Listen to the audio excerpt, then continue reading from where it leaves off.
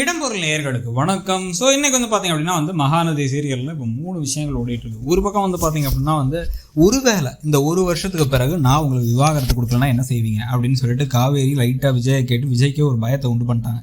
பயம் அதிகமாகி ஒருவேளை அப்படி பண்ணுவாளோ என்ன பண்ணுறது அப்படின்னு சொல்லிட்டு அவர் முடிச்சிட்டு இருக்காரு.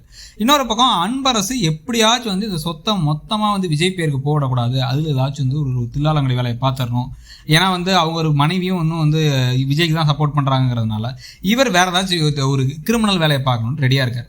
அவருக்கு இருக்கக்கூடிய மெயின் துருப்பு சீட்டை என்ன அப்படின்னா காவேரிக்கும் விஜய்க்கும் நடந்த கல்யாணம் ஒரு கான்ட்ராக்ட் மேரேஜ். இது ரியலான மேரேஜ் இல்லை, அந்த சொத்துக்காக நடந்த ஒரு நாடகம். அது விஜய் இதுக்காக தான் அதை பண்ணியிருக்காரு, பாட்டியோட உடல் நலனுக்காகங்கிறத விட சொத்துக்கும் தான் ஒரு மெயின் மேட்ரு அப்படிங்கிறது கிட்டத்தட்ட லைட்டாக அவருக்கு மட்டும் தெரிய வந்துச்சு அப்படின்னா இதை வச்சு ஒரு பெரிய பிரச்சனை வெடிச்சிடும். இதுக்கு நடுவில் பார்த்தீங்கன்னா குட்டியாக அடுத்த பிரச்சனை என்னன்னா யமுனாவுக்கு இப்போ காலேஜ் ஃபீஸ் கட்டுறதுக்கு பணம் வேணும்.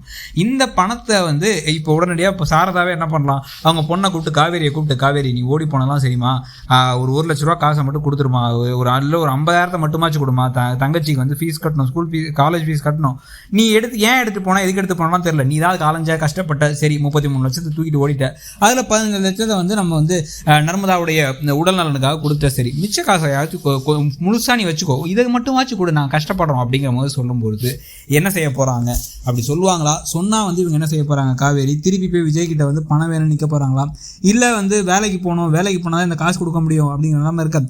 விஜய் உடனே சரி நானே ஹெல்ப் பண்ணுறேன் அப்படின்னு அவர் பணத்தை கொடுக்க போகிறாரா அப்படிங்கிறத பார்க்கணும். இதுக்கு நடுவில் எப்படியாச்சும் கங்காவுக்கோ இல்லை அன்பரசுக்கோ டவுட் வந்தாலோ, அதை விட முக்கியமாக குமரன் கங்கா கிட்டக்க தான் பணத்தை தொலைச்சத விஷயத்த சொன்னாரோ பல திருப்பங்கள் வரும். சொல்லுவார்னு நினைக்கிறீங்களாங்கிறத சொல்லுங்கள். தேங்க்யூ. இடம்பொருள் நேயர்களுக்கு வணக்கம். ஸோ இன்றைக்கி பார்த்திங்க அப்படின்னா மகாநதி சீரியலில் இப்போ